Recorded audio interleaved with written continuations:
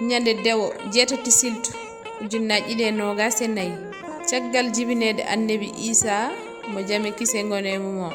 ina hawre alet nayi mawlud hitande 1456 fergo ñalde malande men kettuɗen law guure fulfulde TV Almuudo pulaar hayo jantare jonaɗo ngal mum cembuɗo kirjuɗo daraniɗo ngal mum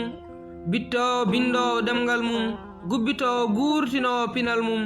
peññinowo pelle inde e mandeji cañoji haala mum ceerndowo jelle e gollowo e sawtu mum kutortoɗo mbaka e ɗaɗi e mbindin mum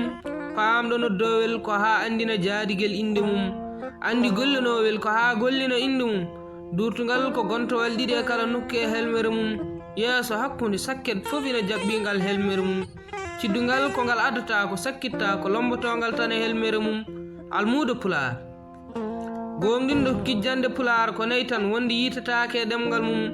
adanere ha nayeɓere ko 12 alkulal coomi e nder mum farnori alkulu pulaar ko 32 goni limre mum faami ko 9 goni ɗi dirtata e fuɗɗorde helmere mum keddiɗe ɗe ko baylotoɗe gonta goɗɗe e keewal mum hofirde ko beele yuɓɓa saño haala mum toɓɓe gandinta ko kollirɗi namnorɗi ma tentinɗi haala mum dande hollata kono gollowo waadi e gollal mum mbako noddi ko timmugal walla jogorgal timmude e yonta mum sekirde yencinta ko kewɗe nder wotere mum rokka ɗum firoji goɗɗi bayloji mana mum kono dirtinta ɗaɗol nde wonno koko deŋi e helmire mum almuudo pulaar inde gollal ngoni ngoroni celluka ɗemgal mum andata ɗum mo muñanaki netanaki jangguinowo ɗum heɓata ɗum tan ko fellidde yerlitanade leñol mum mawmow e jeddi ƴellita ɗemgal e pinal mum ɗemgal foti tan ko janggede wittede nden feeñata fayida mum yogena rokken cellal e bawal ha mo woni kala wawa naftarade ngal mum amin amin ya barke cuɓaɗo mo taguireɗen sibunde mum koye kuɗol Alsane Abdoulaye Diallo lollirɗo ɓalejo Samba mo luggere pooli boɗeji e sawtowol arɗo jaamu indi ñiɓe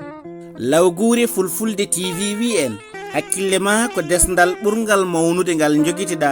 woto ɓolɗin ɗum woto hebbin hen kecce e cagart aw e mum gandal pinal e kala ko nafata yo jaam ñallu saro e adnaru ndu kala